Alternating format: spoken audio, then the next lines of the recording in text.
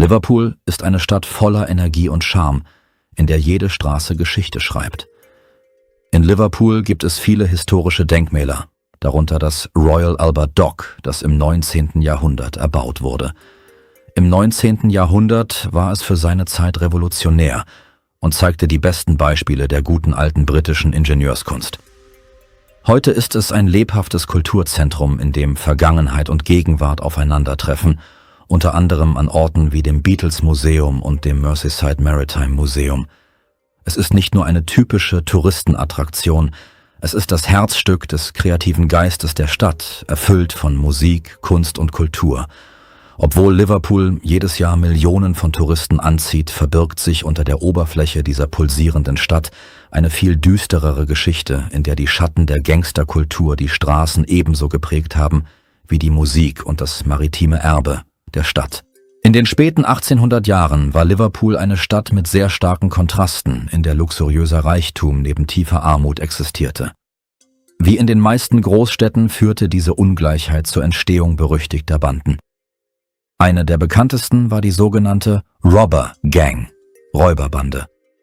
Diese Banden flößten vielen Vertretern der Arbeiterklasse Angst ein und ihre Aktivitäten schafften es oft auf die Titelseiten der lokalen Zeitungen. Im 20. Jahrhundert änderte sich die Situation in Liverpool jedoch. In den letzten Jahren sind in der Stadt zahlreiche kriminelle Gruppen aktiv, die sich nicht nur in den lokalen Gemeinschaften etabliert haben, sondern auch zusätzliche Vorteile in Form internationaler Verbindungen genießen. Das bedeutet, dass sie nun Aktivitäten wie den Handel mit illegalen Substanzen, Geldwäsche, Waffenhandel und Gewaltverbrechen nachgehen können. Nach neuesten Schätzungen sind in der Region Merseyside 120 Banden aktiv. Und leider geriet in einer lauen Sommernacht im Jahr 2022 eine unschuldige Frau mitten ins Geschehen. Im alten Stadtteil Dawn von Liverpool, der sich einige Kilometer östlich des Stadtzentrums befindet, ging am 21. August 2022 um 0:41 Uhr ein Notruf bei der Rettungsdienstzentrale ein. Eine Nachbarin meldete, dass in dem Nachbarhaus ein regelrechter Krieg stattfände. Eine Frau lag bewusstlos im Hinterhof. Die Polizei eilte zum Tatort und fand ein erschreckendes Bild vor.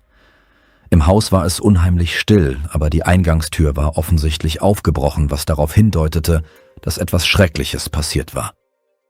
Die Hintertür zum Garten stand offen, als wären der Täter oder das Opfer in Eile geflohen. Als die Polizisten langsam in den Garten traten, sahen sie die Leiche einer jungen Frau, die leider leblos und blutüberströmt auf der Terrasse lag. Sie befand sich in einer unnatürlichen Position. Ihr Körper war gekrümmt, als wäre sie in einem verzweifelten Versuch zu fliehen und um Hilfe zu rufen gestürzt. Ein paar Meter von ihr entfernt lag ein Mobiltelefon, als wäre es ihr in den letzten Augenblicken ihres Lebens aus der Hand geglitten. Was die Ermittler jedoch wirklich schockierte, waren die offensichtlichen Anzeichen von Gewalt. Als sie ihren Körper untersuchten, stellten sie fest, dass die Blutlache in den Boden gesickert war. Bald verstanden sie warum.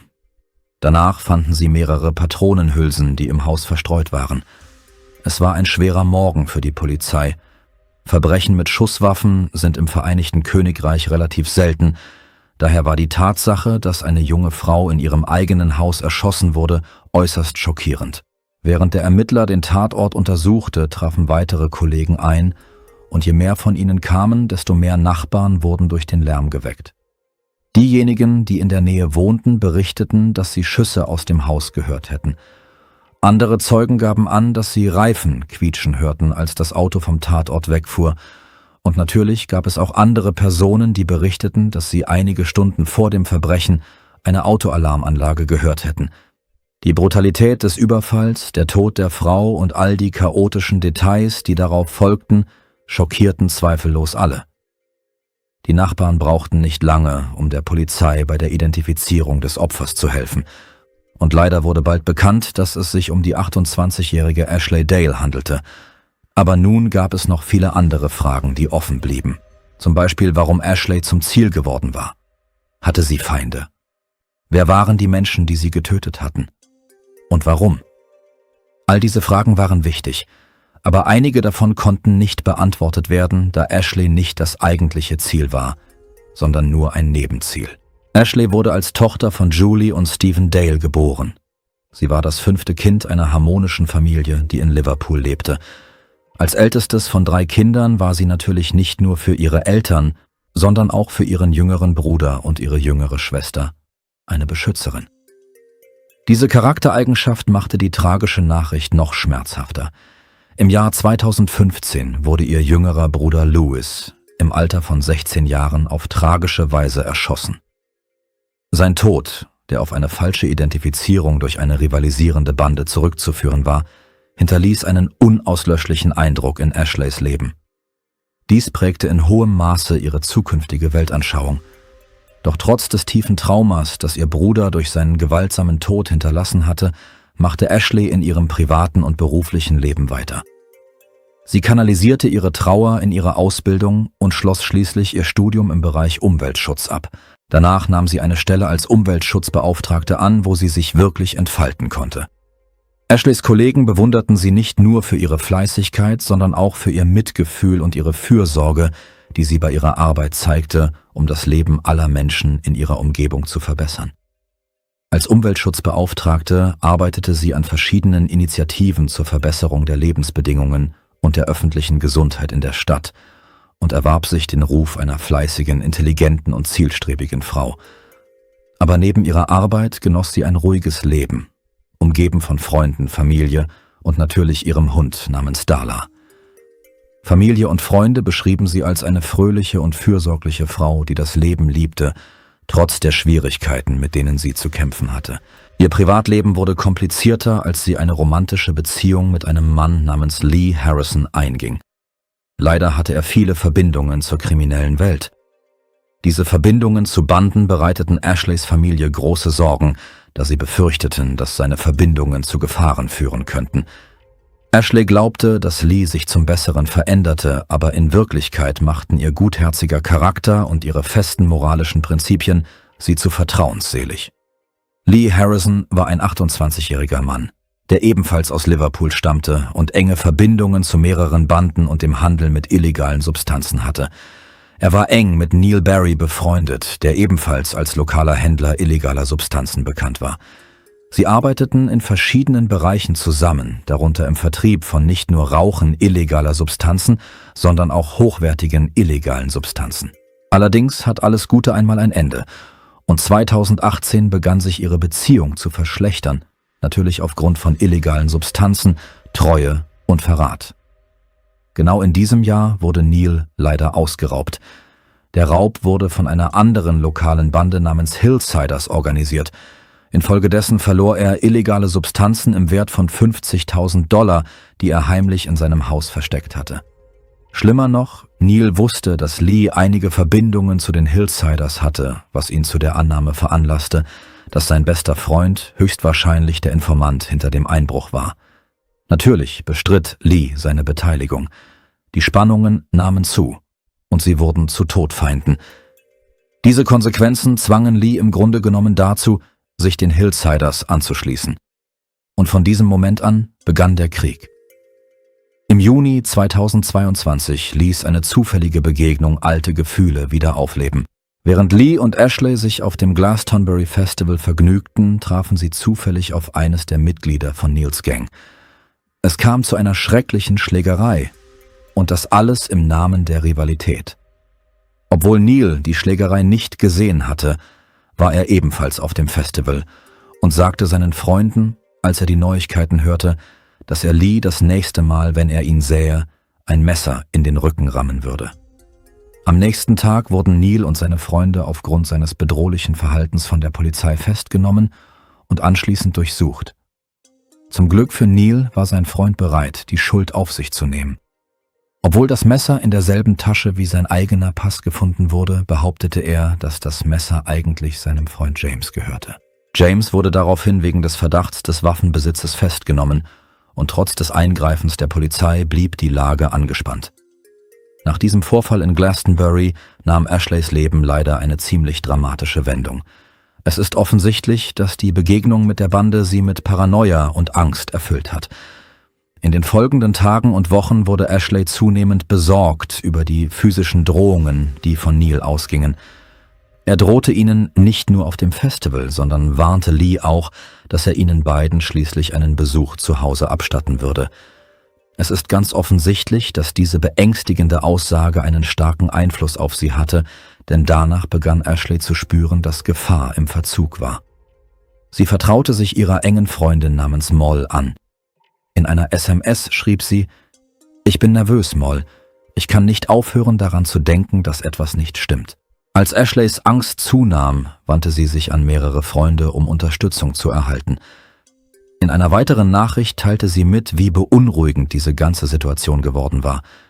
Ashleys ständige Wachsamkeit begann sich offensichtlich auf ihre psychische Gesundheit auszuwirken, und die Nachrichten, die sie an ihre Freunde schickte, zeigten, wie wichtig ihr das war.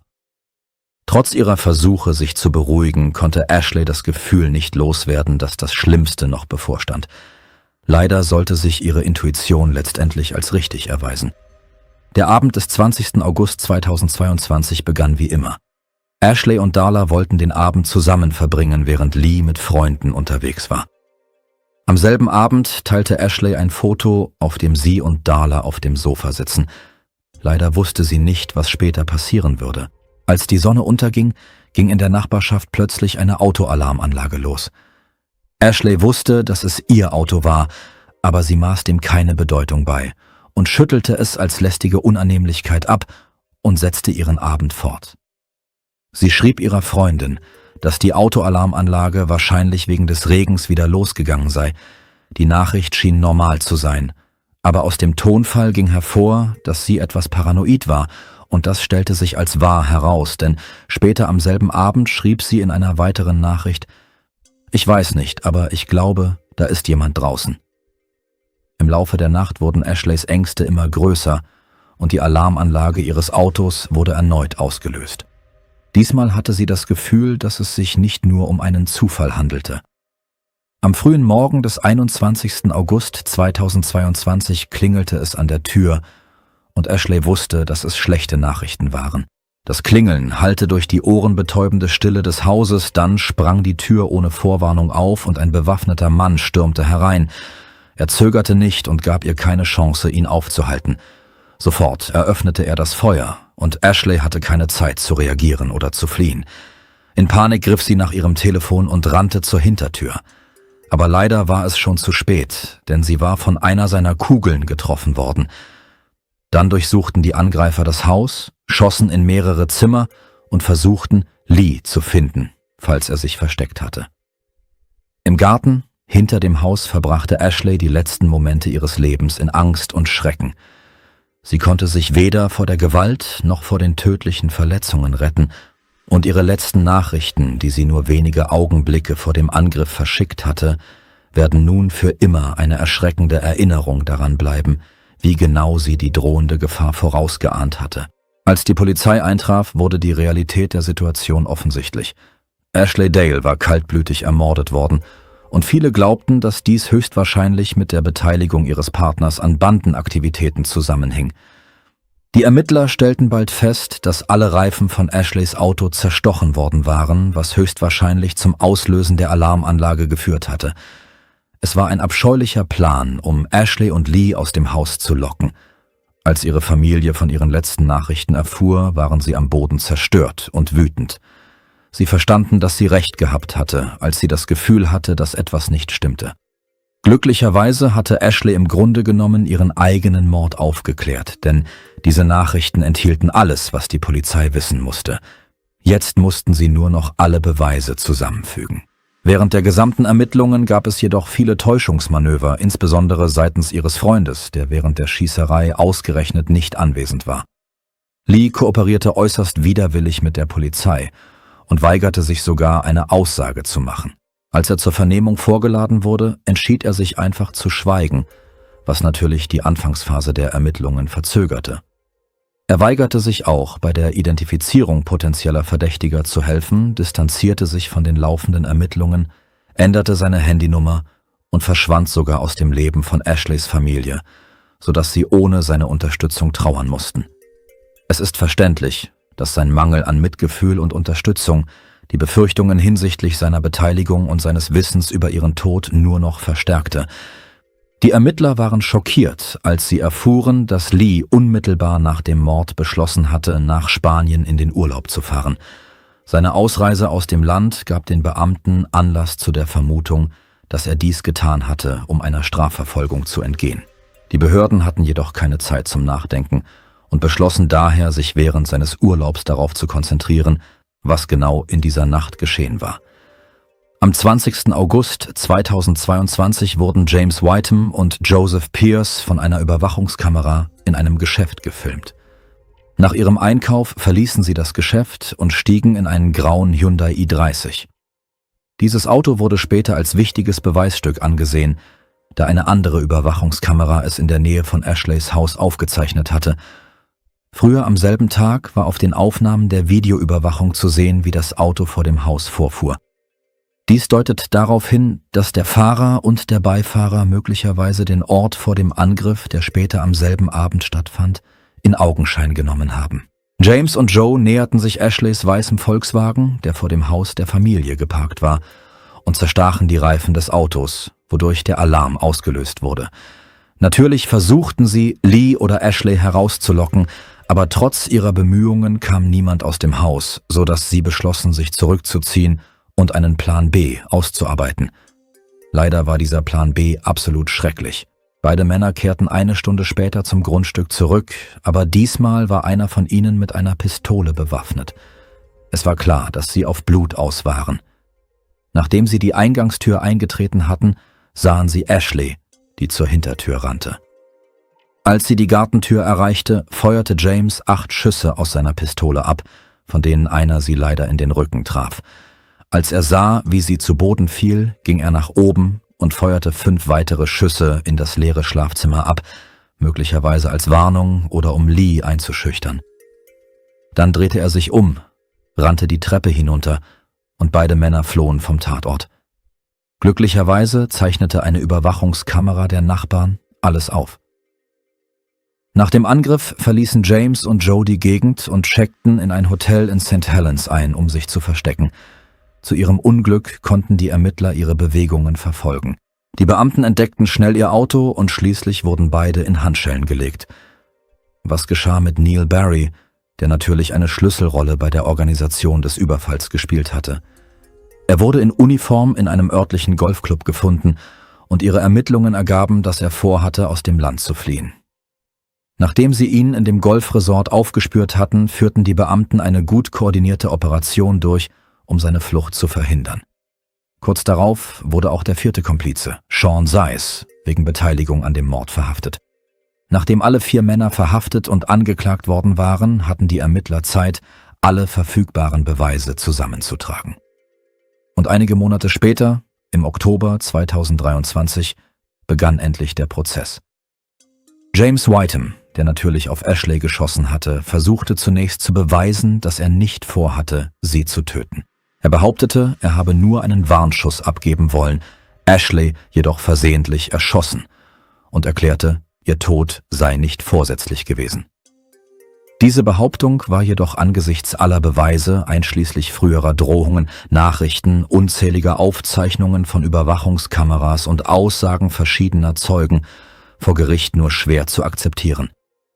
Als Ashley bemerkte, dass 2 bewaffnete Männer in ihr Haus eingedrungen waren, schrie sie vor Schreck und versuchte, durch die Hintertür zu fliehen. James, der mit einer Pistole bewaffnet war, hatte genug Zeit, um zu zielen. Trotz ihrer Schreie feuerte er 8 Schüsse auf Ashley ab, von denen einer sie in den Rücken traf. Es wurde klar, dass er direkt auf sie geschossen hatte, als sie versuchte zu fliehen. Es überrascht nicht, dass die 4 Männer im November 2023 wegen des Mordes an Ashley Dale zu insgesamt 173 Jahren Haft verurteilt wurden. James erhielt eine lebenslange Haftstrafe mit einer Mindesthaftdauer von 43 Jahren. Neil Barry erhielt eine lebenslange Haftstrafe mit einer Mindesthaftdauer von 47 Jahren. Joseph Pearce erhielt eine lebenslange Haftstrafe mit einer Mindesthaftdauer von 41 Jahren. Und Sean wurde zu einer lebenslangen Haftstrafe mit einer Mindesthaftdauer von 42 Jahren verurteilt. Die Verurteilung der 4 Mörder von Ashley war zweifellos ein bitterer Moment für ihre Familie, die das Gefühl hatte, dass die Strafe zwar vollstreckt worden war, aber niemals den Verlust eines geliebten Menschen ersetzen konnte. Der tragische Tod von Ashley Dale hinterließ ihre Familie in tiefer Trauer und Verlust. Ihre Mutter beschrieb den Tod ihrer Tochter als ein Ereignis, das ihr Leben verändert habe. Zufälligerweise wurde auch ihr jüngerer Bruder Louis von dieser Bande ermordet. Bei ihrer Beerdigung sagte ihr Vater: Ashley ist die älteste meiner 3 Kinder und Louis ist der jüngste, aber jetzt sind beide tot. Ashleys jüngere Schwester hatte eigentlich vor, nach der Schießerei über Nacht zu bleiben, musste aber aufgrund früherer Verpflichtungen in letzter Minute ihre Reise absagen. Sie wusste nicht, dass diese Entscheidung ihr zufällig das Leben retten würde. Trotz ihres großen Schmerzes zeigten sie Standhaftigkeit und setzten sich nun für ein Ende der Gewalt durch Banden ein. Es ist schön zu sehen, dass ihre lokale Gemeinschaft sich um sie geschart hat und ihnen nicht nur durch Mahnwachen, sondern auch durch Gedenkstätten zu Ehren von Ashley Unterstützung bietet. Lee wird nicht bestraft und ist nach wie vor auf freiem Fuß. Das Traurigste daran ist, dass er, obwohl seine Freundin buchstäblich wegen des Handels mit illegalen Substanzen getötet wurde, diese weiterhin verkauft, um Profit zu machen.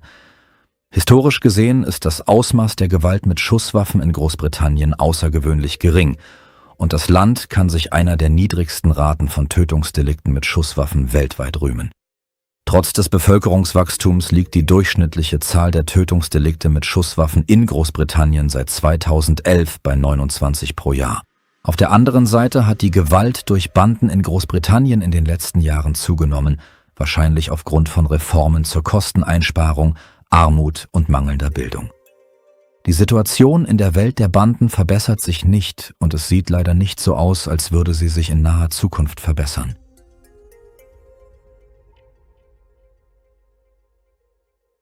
Danke fürs Zuschauen und passen Sie auf sich auf.